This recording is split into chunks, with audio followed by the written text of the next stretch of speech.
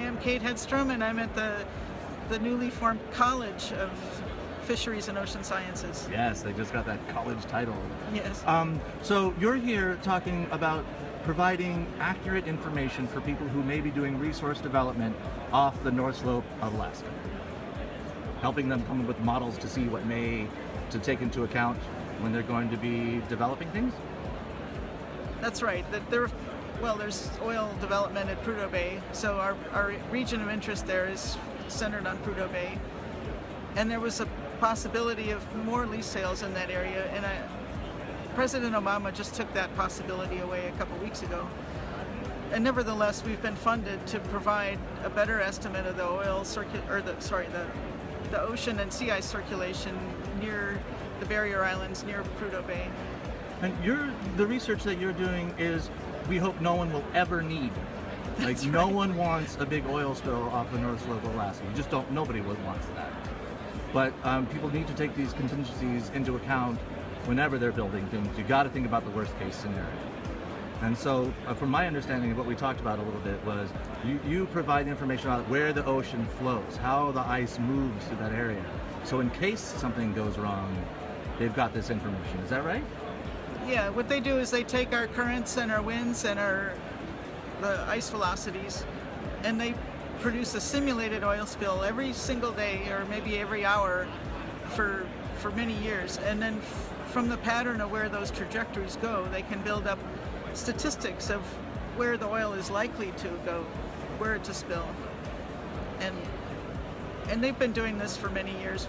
This is our, probably the 5th iteration of us providing ocean fields to Bureau of Ocean Energy Management for this sort of possibility.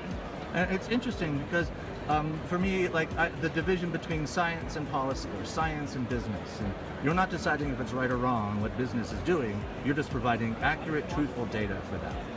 The best we can do.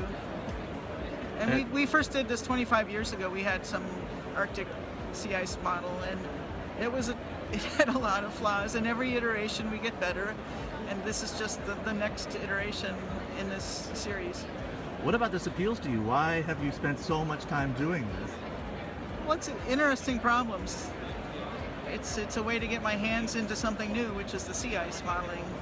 My history is in oceanography, and I was trained in ocean modeling, but getting into the sea ice is a whole new world, with a whole new set of problems. Have you found any in your research and your putting the data together, any changes over 25 years between the way the ocean was moving before and the way it is now? Anything that's different?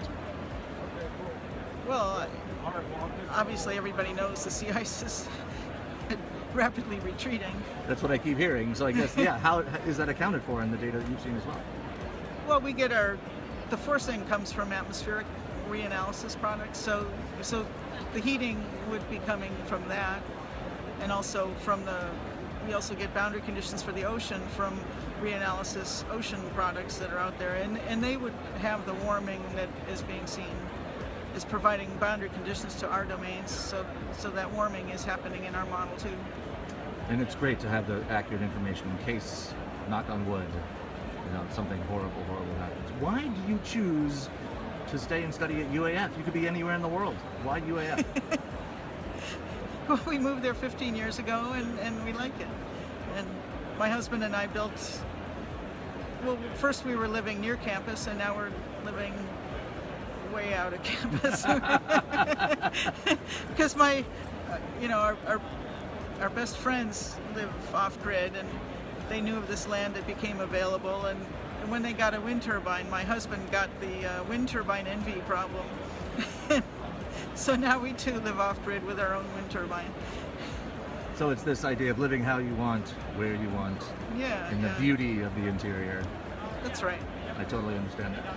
Thank you.